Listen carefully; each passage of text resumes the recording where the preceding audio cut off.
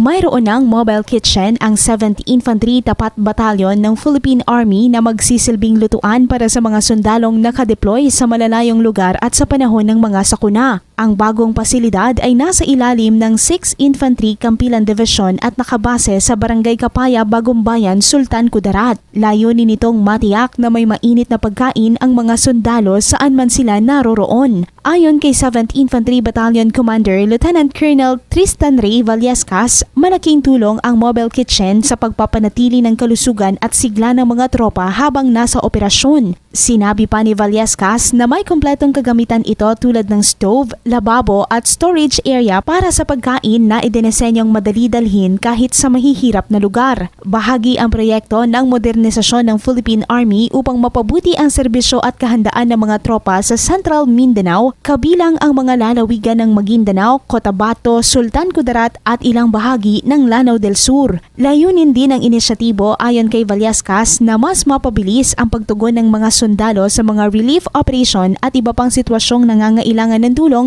habang natitiyak na maayos ang kanilang kalagayan sa gitna ng tungkulin. Grace Torreta, NDBC, Bida Balita.